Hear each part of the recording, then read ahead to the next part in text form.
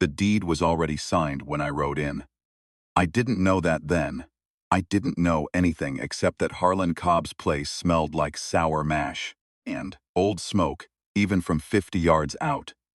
And that his dog didn't bark when I came through the gate, told me the dog was either dead or too beat down to bother. I'd ridden twos from the trading post at Laramie because a man named Jeb Foley owed the agency $300 in back credit, and I was the one they sent to collect it.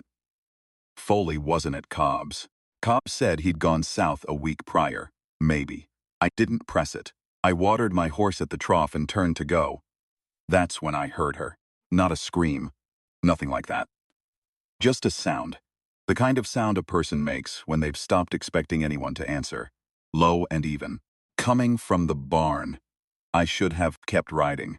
A Lakota man with a federal agency badge and a collection notice in his coat pocket had no business in a white man's barn in 1881.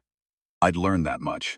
But I was 43 years old, and I had spent 20 of those years learning to ride past things, and something in that sound got under my learning, and I went in anyway. She was sitting on the dirt floor between a broken harness and a rusted plow blade, her back against the stall post, wrists tied in front of her with a length of leather cord. Not tied hard. She could have worked it loose given time. That wasn't the point of it. The point was she'd been put there and told to stay, and she'd stayed. Her dress was gray. Her hair was dark and loose. She looked up at me with eyes that did not flinch, which surprised me. Most women looked away when they saw my face. She looked straight at me and said, quietly, as if she'd been waiting to say it, to someone, anyone. "He sold me to pay what he owes Dillard Cray." I said, "What?" She said it again. Same words, same quiet. "My husband sold me to Dillard Cray. There are papers. He signed them this morning." I had seen a lot of things working for the agency. Land taken on a handshake and a lie. Men traded for horses. Women married off like livestock. Their consent a formality nobody bothered with. But I had not seen papers. Actual papers. Written out, witnessed, like a bill of sale for a mule. That was something else. That was a man who wanted it to feel permanent.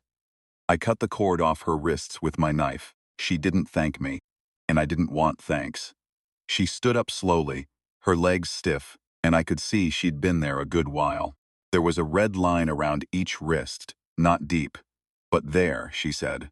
"Are you going to help me, or are you going to tell me there's nothing to be done?" Her name was Margaret Hollis. She was 31 years old. She had come out from Ohio 4 years prior on the promise of a man named Thomas Hollis, who had turned out to be a drunk, a liar, and apparently a man who read enough law to know how to write a contract, or thought he did.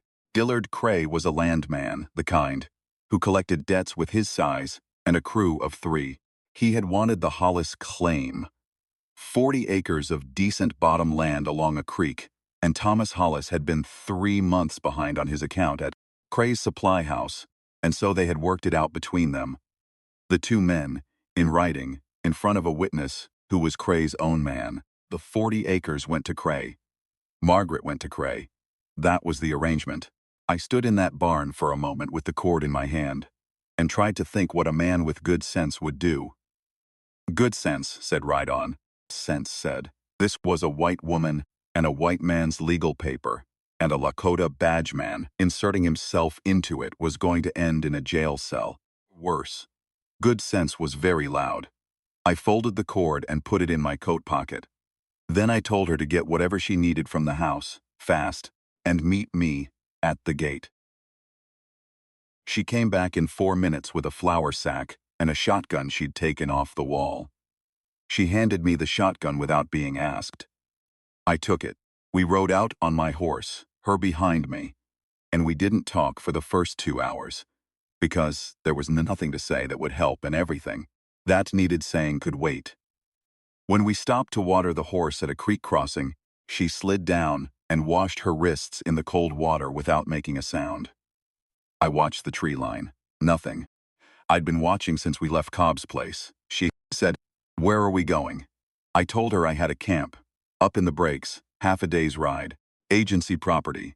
She could stay there while I figured out the rest, she said. There is no rest to figure out. He has papers, I said. Papers burn. She looked at me then. And for the first time I saw something shift in her face. Not hope exactly.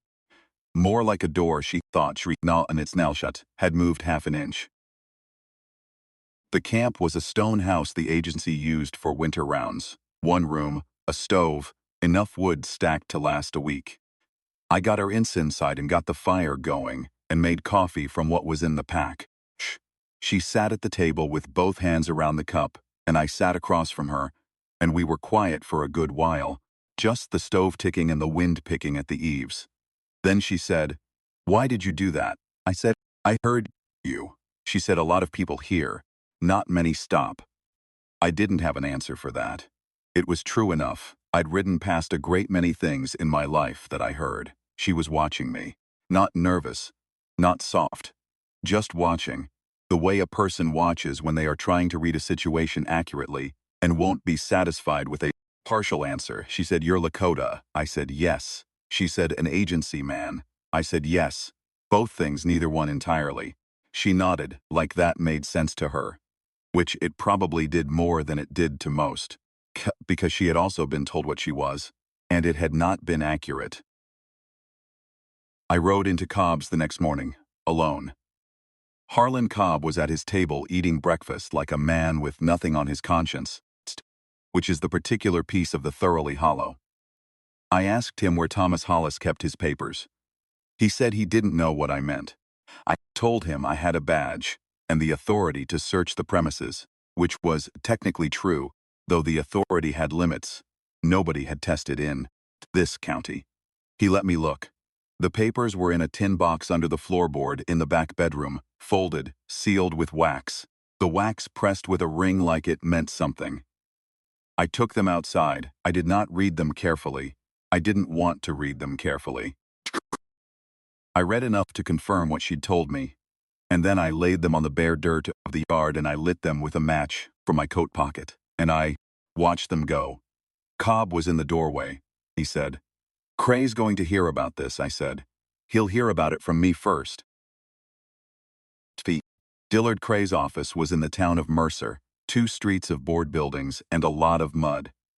He was a big man, heavy through the shoulders, the kind of man who has been the largest person in most rooms he's entered and has let that do a good deal of his thinking for him. He had 3 men outside his office and 1 inside, and he received me standing, which was how he received everyone. Stayed on his feet so the other man had to look up. He said, "I heard you rode off with something that belongs to me." I laid the agency badge on his desk.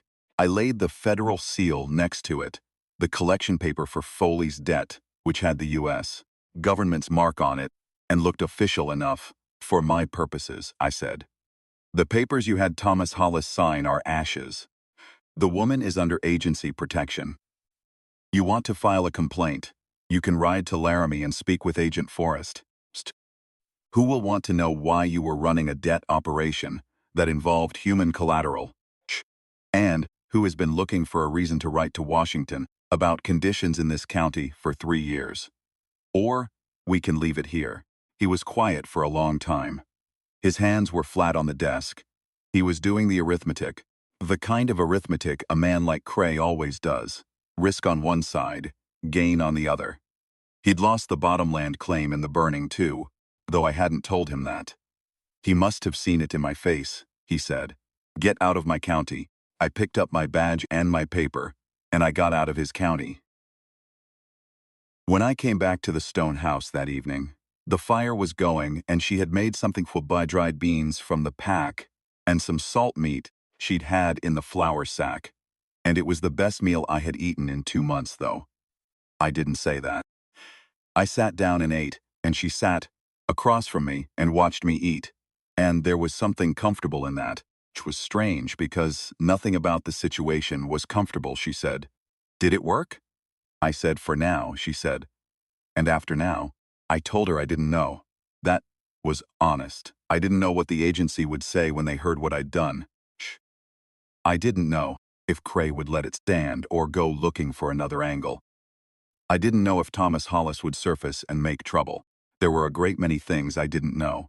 What I did know, she needed a place, and I owned 40 acres on the Tongue River that I had never built on, that I'd taken in payment once for a debt of my own, land I'd thought about and looked at and never quite settled into, because settling into a place alone, at my age, felt like something a man admitted when he'd given up on everything else. I didn't say any of that. I told her about the 40 acres, described them plain: grass, a creek, southern exposure, timber, enough for a house. Said it was hers if she wanted it. She looked at me. She said, "What would you want for it?" I said I'd want nothing for it. It was a gift freely given, she said. I've had gifts that were arrangements by another name. I'm asking plainly. I told her plainly then that the land was hers with no strings. That if she wanted to stay and build on it, I'd help her build. That if she wanted me to ride on after, I'd ride on. Her choice entirely. I'd had a long career of making decisions that removed choices from people who should have had them, working for men who did the same on a grander scale, and I was tired of it. She was quiet a good while. Then she said, "Cut me loose before you had any reason to." I said, "I had a reason." She said, "What was it?" I didn't have words for it that wouldn't embarrass us both. I said, "You sounded like a person who deserved to be cut loose." Both hands flat on the table, and she looked at me the way she'd looked at me in that barn. Straight, no flinching. And she said, "I'd like to stay, and I'd like you to stay." I held that for a moment. I was not a man women stayed with. I was weathered and worn, and I'd spent too long in the service of a government that only half claimed me, and the world I lived in was not the world that had good endings for men like me. I knew all that, I said. All right. We broke camp at dawn and rode for the Tongue River. It took 4 days. We stopped 2 nights at places I knew, cold camps. No fire the first night, because I was still watching behind us. She didn't complain. She read the country the way a person reads it when they're seeing it for themselves instead of being dragged through it, taking in what the land was instead of what it cost her to cross it. I noticed that. Who looks at land like that is a person who might actually be able to live in it. The third night, by a fire finally, she told me about Ohio, about the man she'd thought Thomas Hollis was before she knew what he was. She told it plainly, without wringing it for sympathy, just the facts of it the way you describe a stretch of bad road. It was like this, then it was like this, then it ended. Told her about my own years. The school they put me in at 9 to knock the Lakota out of me. The agency work that felt like loyalty until you looked at it straight. The 40 acres I'd meant to build on and hadn't. She listened the way I'd listened to her. Taking it in, not performing sorrow over it. By the 4th morning, there was something between us that didn't need words. The 40 acres were better than I'd remembered. The grass was long, and the creek ran clear, and from the south rise you could see a good 60 miles on a clear day. I stood on that rise in the cold morning light, and I could feel the weight of the last 20 years of riding for other people's. This is sitting in my shoulders like a stone, and I thought, this is where it ends. Not ended badly, just ended. She came and stood beside me. She didn't say anything. She looked out at the same 60 miles, and her face was quiet and open, and she put her hand in mine without ceremony, put it there, and I held it. That was all. I don't know what Dilher wrote in his ledger. I don't know what the agency put in my file. I know we built the house in 2 months with help from 3 families I knew in the valley.